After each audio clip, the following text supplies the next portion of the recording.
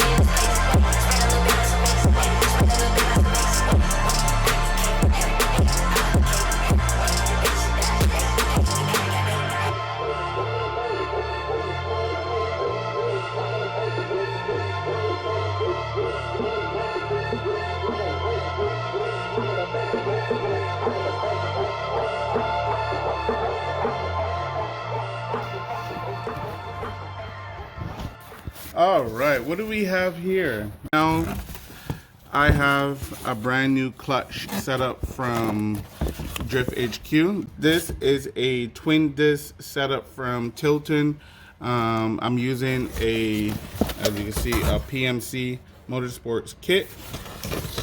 I believe I have all the parts that are needed for this kit. Oh, yeah, nice ceramic race clutch, as you can see. Read the instructions. And this kit calls for a automatic flywheel, so I can use the starter. So I got one of those, and I believe you also have to reuse, which I have plenty of these because why not? So you got to use one of these to space it out properly. So I have the complete kit. I mean, these are fresh off the pot.